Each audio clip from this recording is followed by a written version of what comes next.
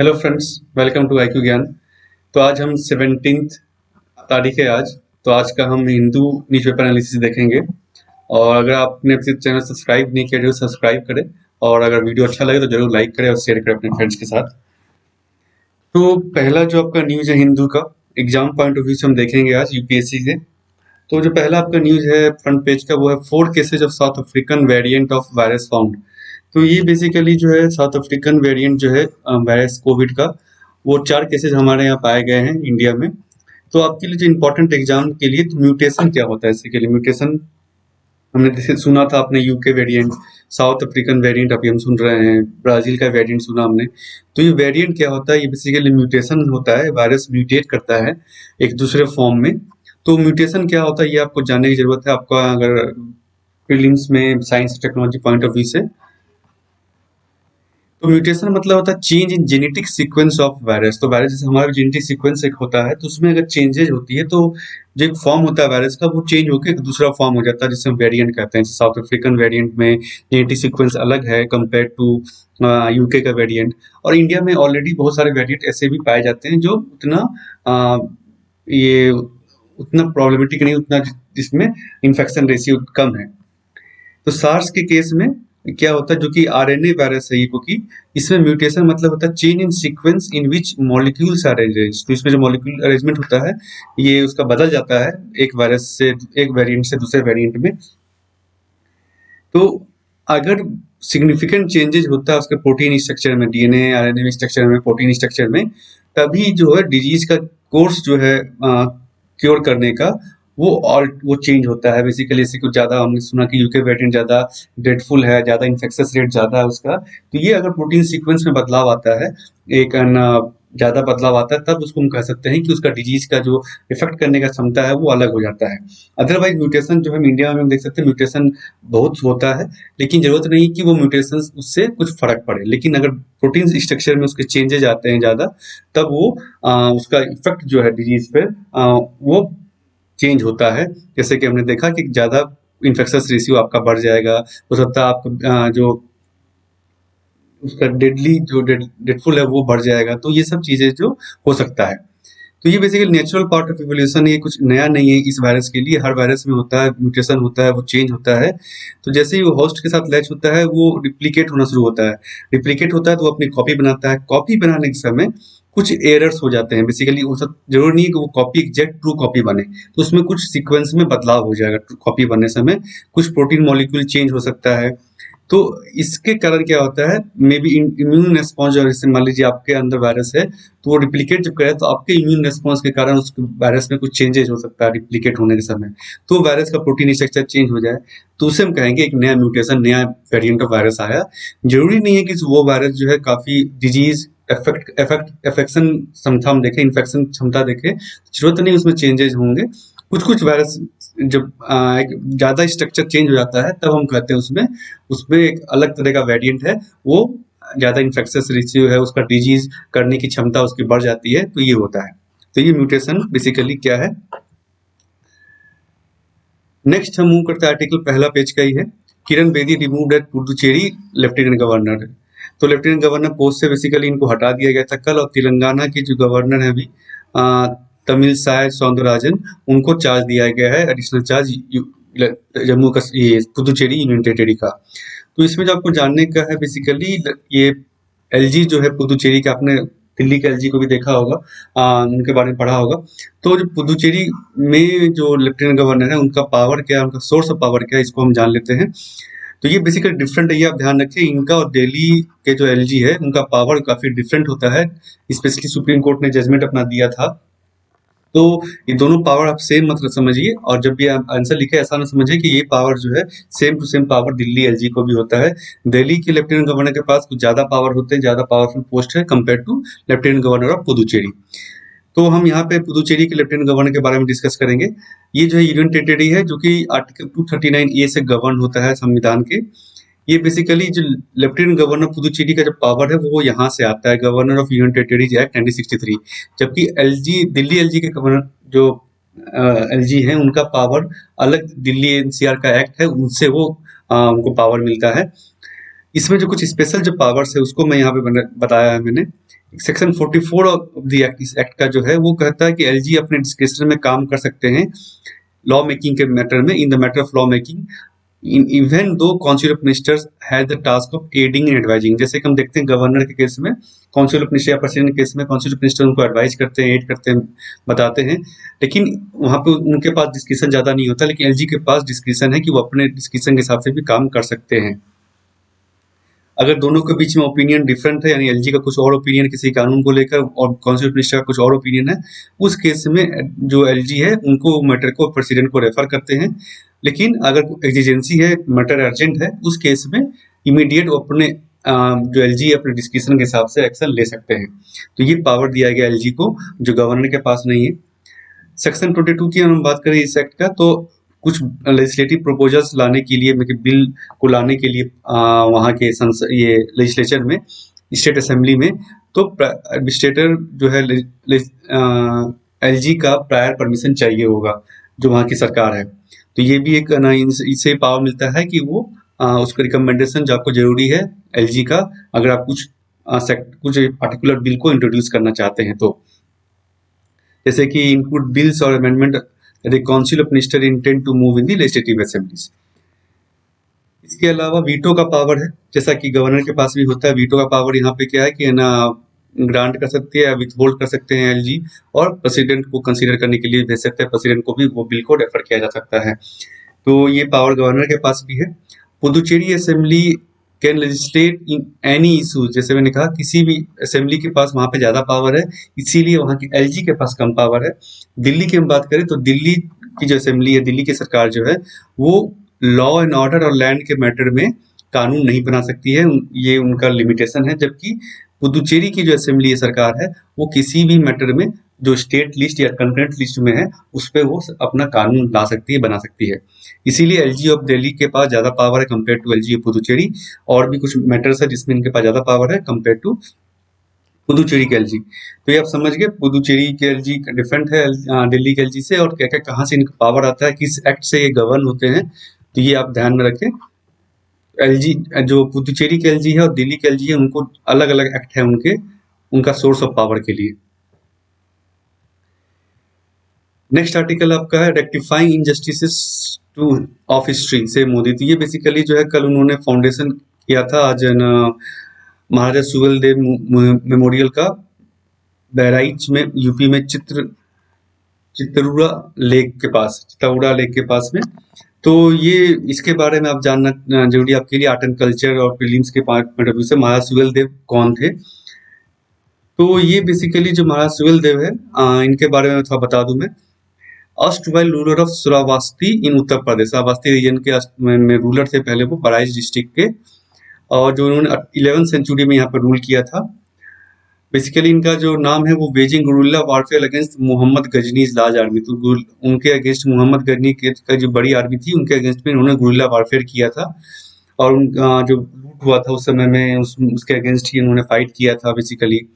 इनका नाम जो है मेंशन है मिरात मसूदी, जो किताब है बेसिकली, इसमें इनका नाम, इनके बारे में मेंशन किया गया है। चित्तौड़ा लेक की हम बात करें जहाँ पे इसको मेमोरियल को बनाया गया है, तो ये यहाँ से तेरी नदी जो है निकलती है, बेसिकली यहाँ से ओरिजिनेट होती है, छोटी सी नदी है, और यहाँ बहुत सारी माइग्रेटरी बर्ड्स भी आते हैं। तो ये आपका ज्योग्राफी पॉइंट ऑफ व्यू से आप इसको नोट कर लें, बहुत छोटे छोटे फिल्म्स में ऑब्जेक्टिव में सवाल पूछे जाते हैं। ये जो झील है ये बहराइच डिस्ट्रिक्ट में लोकेटेड है, नियर विलेज चित्तौड़ इन उत्तर प्रदेश। इसे चित्तौड़ा झील इसको कहा जाता है। तो इसको अब बेसिकली ज्यादा इंपॉर्टेंट नहीं है, आपका आर्ट एंड कल्चर हो गया या कह सकते हैं एंशिएंट हिस्ट्री, उसके लिए आप इसको जरूर नोट कर लें। नेक्स्ट आपका आर्टिकल है motorist with invalid FASTag cause congestion in Gurugram. तो ये बेसिकली मैंने रखा, जो फास्टैग है वो उसका मैंडेटरी हो गया 16 फरवरी से, इसीलिए आप देखेंगे अलग अलग जगह पे न्यूज आ रही है कि ये ना वहाँ पे फास्टैग जिनके पास नहीं है या फिर कहीं पे फास्टैग खराब है, उस कारण से आप देख रहे हैं कितना लंबा जाम यहाँ पे लगा हुआ टोल प्लाजा के पर। तो आपको जो जानना है फास्टैग के बारे में, फास्टैग क्या है एग्जैक्टली, तो फास्टैग जो बेसिकली RFID इनेबल एक स्टिकर है जो गाड़ी के ऊपर में लगाया जाता है। RFID radio frequency identification enabled है। इससे क्या होगा कि जब टोल प्लाजा पे आप जाएंगे, टोल प्लाजा पे जब आपकी गाड़ी जाएगी, तो यहाँ से वो रेडियो फ्रीक्वेंसी सिग्नल के थ्रू ये दोनों कनेक्ट हो जाएगा। वहां पे भी एक सेंसर लगा हुआ होगा टोल प्लाजा पे, जिससे ये कनेक्ट हो जाएगा। और आप ये जो फास्टैग है, इससे आपका एक अकाउंट लिंक है, इसमें कुछ है ना, वॉलेट हो सकता है आपका या बैंक अकाउंट हो सकता है। तो यहाँ से जो टोल कलेक्शन है, जो चार्जेज है टोल का, वो ऑटोमेटिकली जो है डिडक्ट हो जाएगा आपका, माइनस हो जाएगा, और वो टोल कंपनी को चला जाएगा। आपको वहां रुक के कैश पेमेंट करने का, रिसिप्ट लेने की जरूरत नहीं है। तो ऑटोमेटिक डिडक्शन ऑफ टोल हो जाएगा without having vehicle to stop. इससे क्या होगा, फायदा क्या है इसका, ट्रैफिक नहीं होगा टोल प्लाजा में। अभी क्या होता है कि इससे ट्रैफिक डिक्रीज हो जाएगा आपका, टोल बूथ पे कम ट्रैफिक होगा, वेट नहीं करना पड़ेगा गाड़ी को, एंड डिजिटल ट्रांजैक्शन को भी बढ़ावा मिलेगा, क्योंकि ये वॉलेट अकाउंट से आपका डायरेक्टली कट जाएगा, कैश देने की जरूरत आपको नहीं है। एक फास्टैग 5 साल के लिए वैलिड है, उसके बाद उसको आप रिचार्ज भी कर सकते हैं एज एंड व्हेन रिक्वायर्ड। तो ये बेसिकली फास्टैग का एक मैंने इमेज रखा है, अपनी गाड़ियों के ऊपर देखा होगा कि क्यूआर कोड रहता है, इसमें कलर कोडिंग है, इसका एक आईडी है आपका, तो ये सारा कुछ इसमें मिल जाता है। तो बेसिकली रेडियो फ्रिक्वेंसी को यूज करके ऑटोमेटिक टोल डिडक्शन का एक मेथड है इसमें। नेक्स्ट आपका एडिटोरियल की तरफ मूव करते हैं। पहला आपका looking ahead after the Ladakh wall back. तो ये बेसिकली जो है लद्दाख में डिसंगेजमेंट प्रोसीजर स्टार्ट हुआ है नॉर्दर्न बैंक में, दो जगह पर बेसिकली, पैंगोंग लेक के नॉर्दर्न बैंक पे स्टार्ट हुआ है, और कैलाश रेंज पे ये साउदर्न ऑफ पैंगोंग जो है वहां पे डिसंगेजमेंट प्रोसीजर जो स्टार्ट हुआ है। मतलब कि जो हमारी फोर्सेज और चाइनीज फोर्सेज जो है वो वापस वापस अपने प्रीवियस लोकेशन पे, प्रीवियस स्टेटस पे मूव कर रही है। तो इस पे बेसिकली जो है ना राइटर ने बताया है कि बाकी इसमें और क्या-क्या करने की ज़रूरत है। जैसे कि उन्होंने बताया कि बाकी जो रेंज जहाँ पे डिस्प्यूट अभी भी है, जैसे कि देप्सैंग में, गोगरा हॉट स्प्रिंग और देमचोक, यहाँ पे अभी भी डिस्प्यूट है, जो उस समय शुरू हुआ था पिछले साल समर में। तो इस पे अभी तक कुछ रिसर्च नहीं निकला है अभी तक। तो इसमें जो है ऑथर ने कहना है कि but it raises the question about the wisdom of giving up only leverage India had for the sake of disengagement. तो ये बेसिकली कैलाश रेंज पे इंडिया फोर्सेस थी, जो कि उन्होंने अभी छोड़ दिया है।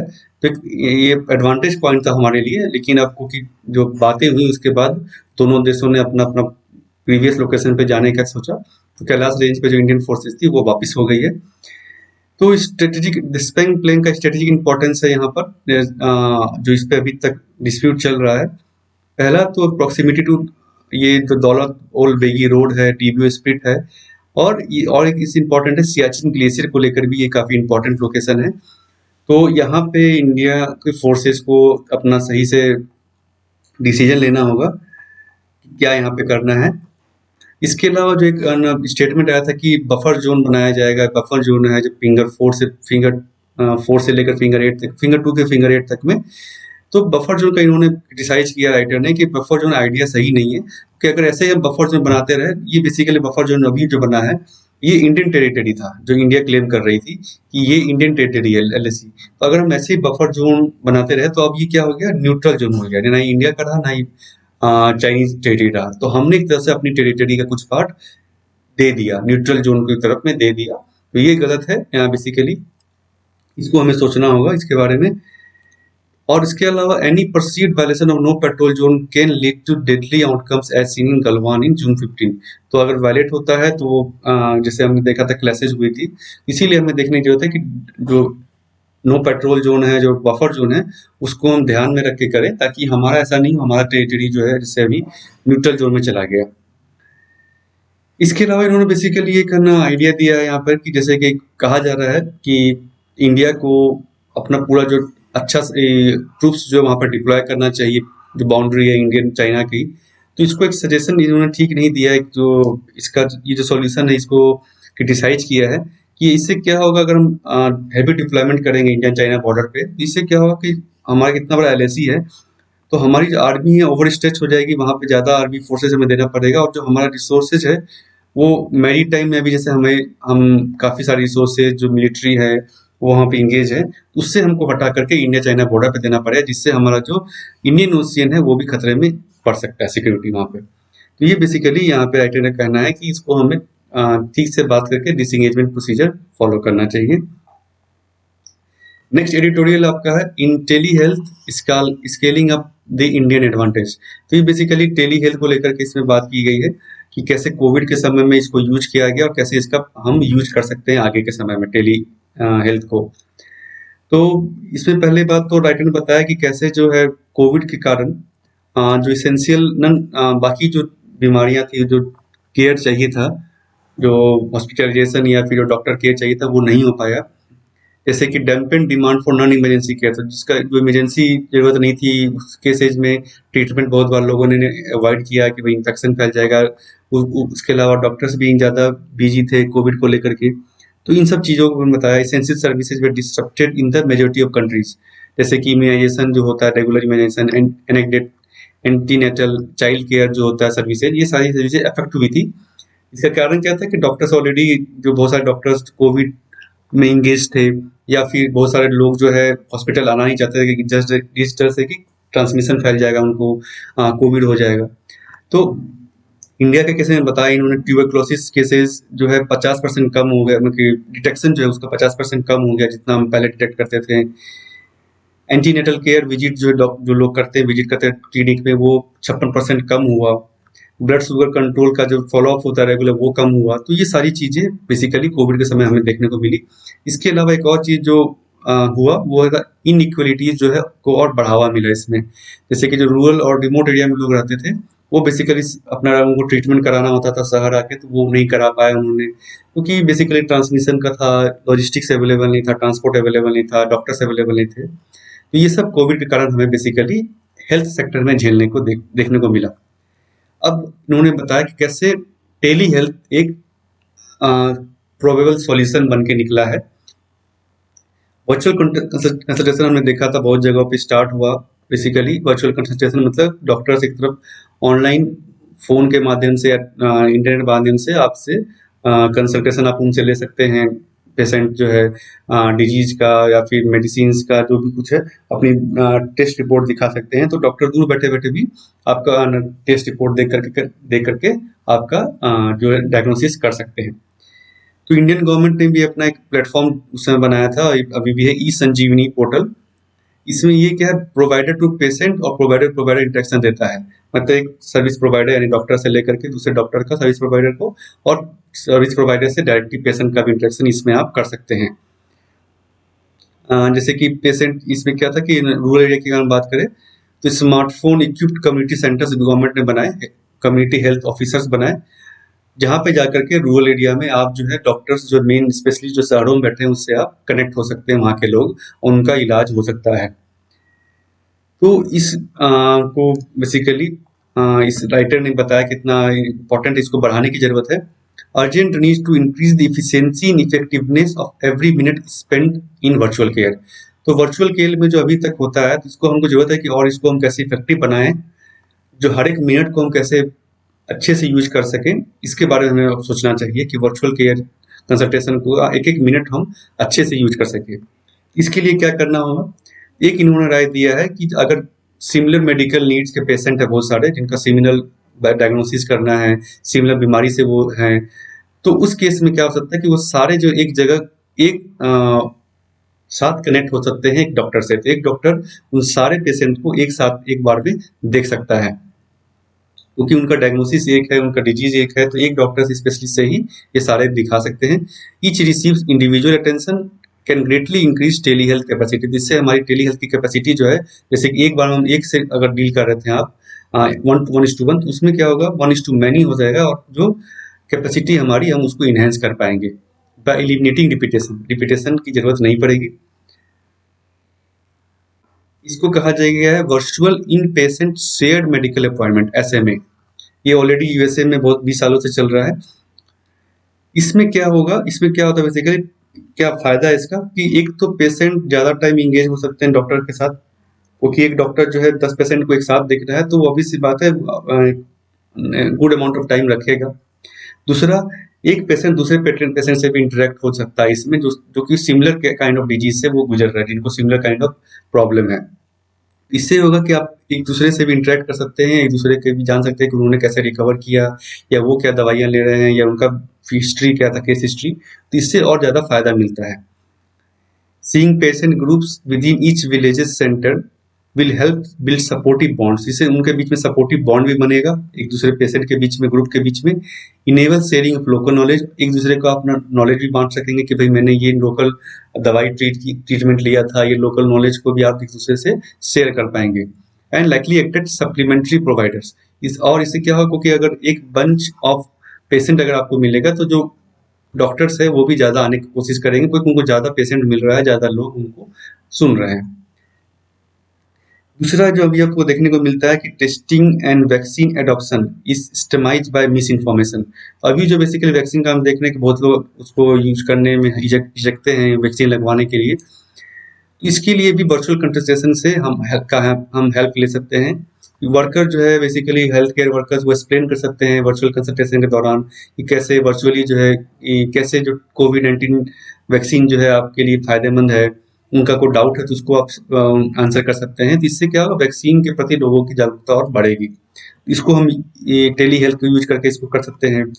उसके अलावा ट्रेनिंग प्लेटफॉर्म जो ऑलरेडी है उसको हम इनहेंस कर सकते हैं, वर्चुअल ट्रेनिंग दे सकते हैं हेल्थ केयर वर्कर्स को, कैसे आप जो है गाइड करें वहाँ के लोगों को वर्चुअल हेल्थ के लिए, टेली हेल्थ के लिए। इसके अलावा इन्होंने इंडिया के लिए क्या, कैसे ये और फायदेमंद है, इंडिया के लिए क्या प्लस पॉइंट है। एक तो यहाँ पे डेटा पॉइंट बहुत ही डेटा जो है बहुत ही चीपर है। हमारे यहाँ जो जीबी जो है पर जीबी रेट जो है वो काफ़ी कम है कंपेयर टू अदर कंट्रीज, तो वहाँ पे कॉस्ट काफ़ी कम है। इसके अलावा ऑलरेडी जो है अलग अलग सोशियो इकोनॉमिक ग्रुप्स जो हैं ऑलरेडी हम चार्ट्स को यूज करते हैं डेली लाइफ में, वीडियो चैट को हम यूज करते हैं, व्हाट्सएप चैट को यूज करते हैं, फेसबुक चैट को यूज करते हैं, तो हमारे लिए इसको अडेप्ट कर पाना ज़्यादा मुश्किल नहीं है। तो ये हमारे लिए इंडियन पर्सपेक्टिव से ये और फायदेमंद है। इसको हमें गवर्नमेंट को और एक्सपेंड करना चाहिए और यूज करना चाहिए, ताकि जो हेल्थ फॉर ऑल का जो कंसेप्ट है उसको हम सभी तक ला सके डिजिटल हेल्थ को यूज करके। नेक्स्ट आपका एडिटोरियल है ओमनीबस प्रेसिडेंट। ये बेसिकली यूएस इम्पीचमेंट जो प्रोसीडिंग स्टार्ट हुई थी जो कि रुक गई, बेसिकली सीनेट ने इसके अगेंस्ट वोटिंग किया है, तो प्रेसिडेंट डोनाल्ड ट्रंप जो है वो इम्पीच नहीं हुए। तो आपको जो जानने की जरूरत है बेसिकली कि इम्पीचमेंट प्रोसीजर क्या होता है यूएस प्रेसिडेंट का। इंडियन प्रेसिडेंट का आपने पढ़ा होगा शायद ये हमारे पार्लियामेंट के सेशन में।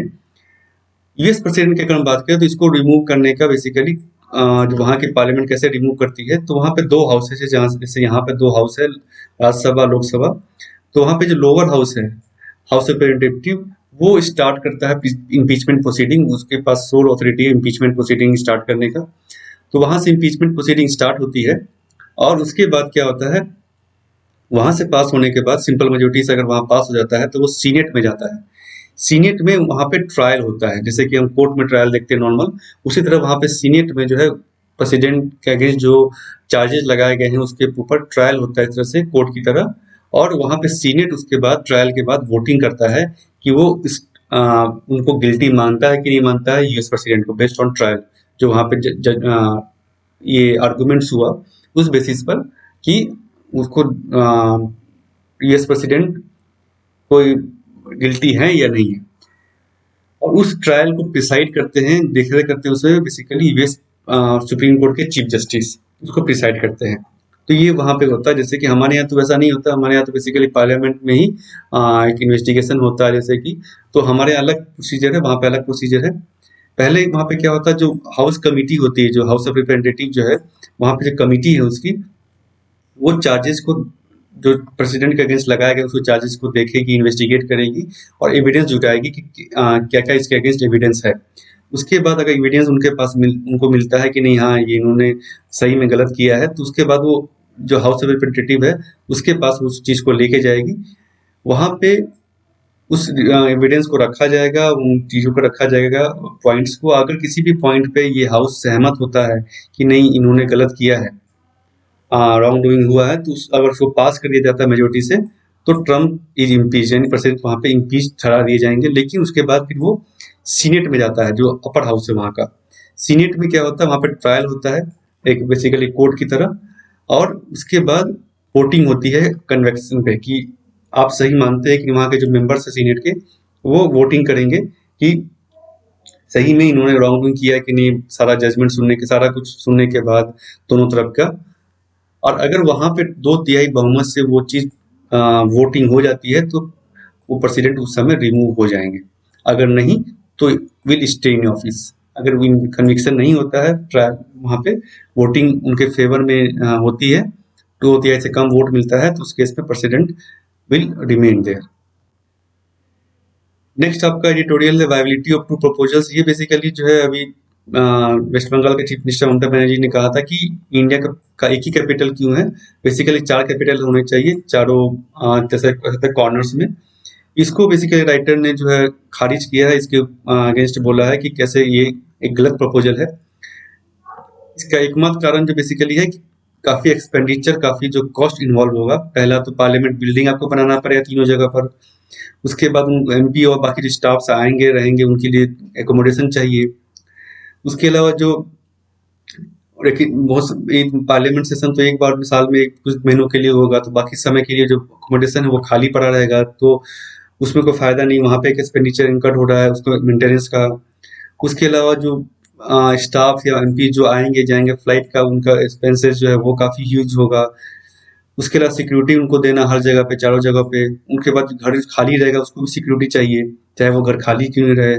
इसमें सिक्योरिटी पे कितना एक्सपेंसेस होगा। इसके अलावा इन्होंने पुराना एग्जाम्पल दिया है कैसे कि तमिलनाडु में भी प्रपोजल हुआ था कि वहाँ के कैपिटल जो है चेन्नई से हटा शिफ्ट करके तिरुचिरापल्ली किया जाए, लेकिन वो नहीं हो पाया क्योंकि वहाँ पे काफी कॉस्ट इन्वॉल्व था। तो ये बेसिकली इन्होंने कहा है कि कॉस्ट काफी इन्वॉल्व होगा, तो ये सही प्रपोजल नहीं है। लेकिन इन्होंने एक चीज का सपोर्ट किया है कि सुप्रीम कोर्ट का जो बेंच है वो साउथ एरिया में या फिर अलग अलग रीजन्स में बनाया जाना चाहिए।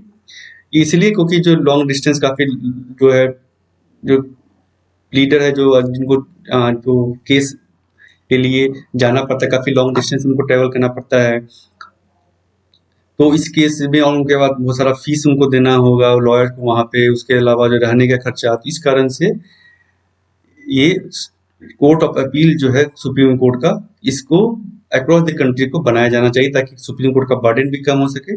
इसके अलावा जो लोगों को भी सहूलियत हो कि वो अपने नियर बाय रीजन में जाकर के जो सुप्रीम कोर्ट में अटेंड कर सके, वहां जा सके, खर्चा भी उनका कम हो। इसके लिए कॉन्स्टिट्यूशनल अमेंडमेंट की जरूरत होगी। तो ये बेसिकली एक सजेशन है कि सुप्रीम कोर्ट का बेंच को हम, कोर्ट ऑफ अपील का बेंच को आप अलग अलग रीजन में बना सकते हैं। नेक्स्ट आपका आर्टिकल है एडिटोरियल कॉम्बैटिंग वैक्सीन हेजिटेंसी। ये बेसिकली जो वैक्सीन का हम देख रहे हैं कि ना कम लोग जो बेसिकली नहीं लगवाना चाह रहे हैं वैक्सीन जो कोविड का, इसको लेकर के है। वैक्सीन हेजिटेंसी का मतलब है रिलक्टेंस और refusal to vaccinate despite the availability of vaccine services.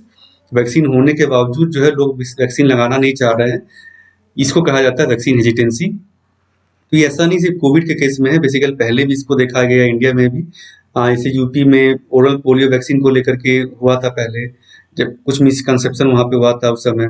Tamil Nadu Karnataka में भी ऑलरेडी हो चुका है कुछ वैक्सीन को लेकर के, तो ये नया चीज नहीं है। बेसिकली ये पुरानी वैक्सीन हेजिटेंसी बार बार देखने को मिली है। तो इसका मेन जो कारण है वो है आपका मिस इन्फॉर्मेशन। लोग सोशल मीडिया पे या अलग जगह पे जो है अलग अलग इन्फॉर्मेशन के कारण लोग जो है इसके बारे में अलग धारणा बना लेती है वैक्सीन के अगेंस्ट में कि वैक्सीन सही नहीं लगाना, और वो वैक्सीन लगाने से फिर डरते हैं इसका साइड इफेक्ट हो सकता है। Concern about safety, efficacy and side effect जो वैक्सीन का हो सकता है, इस कारण से। उसके अलावा जो है जो अलग अलग कंपनी के बीच में कंपटीशन है, तो उसको लगता है कि ये वैक्सीन सही है या वो वैक्सीन सही है। और रिलीजियस टैबूज भी होता है, जैसे कहीं कहीं पे से यहाँ पे दिया गया है कि यूपी के केस में, पोलियो वैक्सीन केस में क्या हुआ था कि वहाँ पे एक मिस इन्फॉर्मेशन हुआ था कि इससे वैक्सीन लगाने से बीमारी हो सकती है, इनफर्टिलिटी भी हो सकता है। तो ये कारण से बेसिकली लोग जो है हेजिटेट करते हैं। तो इसमें जो है राइटर ने कहा है कि कुछ सजेशन दिया है कि कैसे हम इस चीज को दूर कर सकते हैं। तो पहला तो है कि एंटी वैक्स जो वैक्सीन लेना नहीं चाहते या एंटी है वैक्सीन के अगेंस्ट, उनको छोड़ करके हमें वैसे पॉपुलेशन को टारगेट करना चाहिए जो कि स्विंग पॉपुलेशन है, मतलब कि जिनको हम समझा बुझा कर साइंटिफिक डेटा दे करके उनको हम समझा सकते हैं, उनको वैक्सीन लगाने के लिए मना कर सकते हैं। तो उन लोगों को हमको टारगेट करना चाहिए पहले। दूसरा जो है, जो भी न्यूज शेयरिंग हो रहा है सोशल मीडिया पर, उसको हमको देखने की जरूरत है कहीं फेक न्यूज तो शेयर नहीं हो रहा है। तीसरा सबसे इंपॉर्टेंट जो मेजर है सेलिब्रिटी इफेक्ट। तो इसकी जरूरत है कि हम सेलिब्रिटी को आगे ना लेके आए कि वो उनको वैक्सीन लगा के लगाएं, ताकि लोग जो है कन्विंस हो सके कि नहीं ये सही है। वो सेलिब्रिटी इफेक्ट जो एक होगा उसके कारण से और लोग जो है उस पर कन्विंस होंगे कि हाँ वैक्सीन ठीक है। इसके लिए हम पॉलिटिशियन से स्टार्ट स्टार्ट कर सकते हैं, गवर्नमेंट ऑफिसर से स्टार्ट कर सकते हैं, और बाकी फिर सेलिब्रिटी जो है उनको भी हम इनमें ला सकते हैं वैक्सीन लगा कर से, कि देखिए इनके ऊपर कोई न ये इफेक्ट नहीं हो रहा है, ताकि और से लोग जो है उस चीज़ को मान करके आगे आएंगे। फिर ये सजेशन बेसिकली दिया है वैक्सीन हेजिटेंसी से बचने के लिए। नेक्स्ट आपका न्यूज है Oxford jab gets WHO green light. ये बेसिकली ऑक्सफोर्ड का जो वर्जन जो अलग वर्जन था फॉर इमरजेंसी यूज के लिए, उसको WHO ने बेसिकली मान्यता दे दी दो और वर्जन को। पहले तो इंडिया वाला वर्जन तो ऑलरेडी था, इसके अलावा दो और वर्जन को इन्होंने मान लिया है, लिस्ट कर दिया है। वो है आपका एस्ट्राजेन का SK bio Republic of Korea वाला जो वैक्सीन का वर्जन है। तो इसमें जो आपके लिए जानने की जरूरत है वो है कोविड फैसिलिटी, जिसकी बार बार चर्चा में आती है। WHO की कोविड फैसिलिटी ये क्या है? ये बेसिकली जो है WHO का एक अलग लॉन्च किया था गवर्नमेंट WHO ने, एक्सेस टू कोविड-19 टूल एक्ट एक्सेलेटर। इसी का एक पार्ट है, इसमें 3 पिलर है बेसिकली। इसका एक पार्ट है ये भी कोवैक्स। ये बेसिकली ACT जो है का अप्रैल 2010 में लॉन्च किया गया था WHO, यूरोपियन कमीशन और फ्रांस ने कोविड से लड़ने के लिए। ये जो है क्या basically collaboration to accelerate the development, production and equitable access to कोविड-19 टेस्ट, ट्रीटमेंट एंड वैक्सीन। तो आप देखिए वैक्सीन जो इसका एक पार्ट था, तो कोविड-19 टेस्ट जो है उसको कैसे और बढ़ाया जाए जल्दी से जल्दी, और ट्रीटमेंट उसका बढ़ाया जाए और हर लोगों हर इक्विटेबल एक्सेस हो, सारे कंट्री में इसका एक्सेस हो सके। इन चीज़ों को लेकर के ये एक्ट जो है बनाया गया था। तो कोवैक्स क्या है बेसिकली कि ताकि ये भी फैक्ट है कि हर लोगों को all corners of the world में लोगों को वैक्सीन जो है मिल सके, उनके पास अवेलेबल हो, चाहे वो गरीब देश हो या अमीर देश हो, सभी देशों के पास, बेसिकली गरीब देशों के लिए ही उनके पास जो वैक्सीन अवेलेबल हो पाए इक्विटेबल और सही रेट में वहाँ पे वैक्सीन अवेलेबल हो पाए, ताकि वहाँ के लोग भी वैक्सीन लगा सके और डिजीज से ट्रीट हो सके।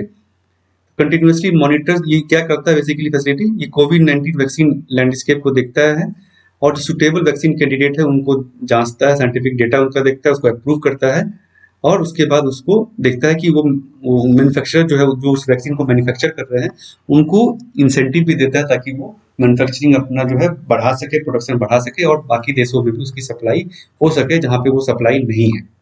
ये बेसिकली कोवैक्स फैसिलिटी का काम है। नेक्स्ट आपका आर्टिकल है Cairn file case in US to push India to pay $1.2 billion award. ये बेसिकली केन ने जो है इंडियन गवर्नमेंट के अगेंस्ट में कोर्ट में आर्बिट्रेशन में केस जीता था, $1.2 बिलियन का आर्बिट्रेशन अवार्ड जो जीता था, लेकिन अभी तक वो इम्प्लीमेंट नहीं हो पाया है। In December an arbitration body awarded Britain firm damages of more than $1.2 billion plus interest and cost. ये दिया था इसको टैक्स केस में, टैक्स डिस्प्यूट था इंडिया के साथ, लेकिन इसको अभी तक इंडिया ने इम्प्लीमेंट नहीं किया बेसिकली। लेकिन इसमें जो है बेसिकली केन इंडिया ने कहा है कि न्यूयॉर्क कन्वेंशन का आप जो है वायलेट कर रहे हैं इंडिया को। न्यूयॉर्क कन्वेंशन क्या है ये आपको जानने की जरूरत है। न्यूयॉर्क कन्वेंशन बेसिकली क्या है, ये convention on recognition and enforcement of foreign arbitral award, इसी को हम कहते हैं New York arbitral convention, arbitration convention. ये जो है बेसिकली इंटरनेशनल आर्बिट्रेशन को एक तरह से इन्फोर्स करता है, उसको वैल्यू देता है।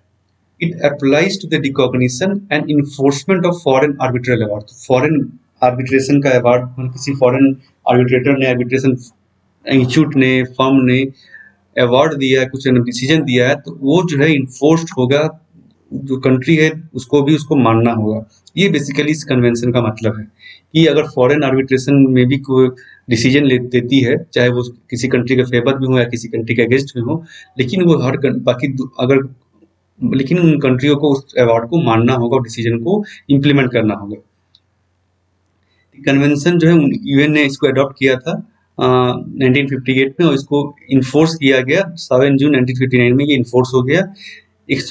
166 कंट्रीज जो है इसको मानती है, इसको इम्प्लीमेंट कर चुकी है, पार्टी है इस कन्वेंशन की, रेटिफाई किया इस कन्वेंशन को। इंडिया भी इस कन्वेंशन को इसको रेटिफाई किया हुआ है, इसका एक पार्टी है, इसलिए इंडिया को मानना जरूरी है। अगर कोई फॉरेन आर्बिट्रेशन होता है, वो को डिसीजन देता है, चाहे वो इंडिया के फेवर में हो या इंडिया के अगेंस्ट हो, उसको मानना इंडिया को जरूरी है। That foreign and non domestic arbitral award, domestic country में नहीं हुआ, बाहर किसी में आर्बिट्रल अवार्ड हुआ है, should not be discriminated against by courts asked to enforce them.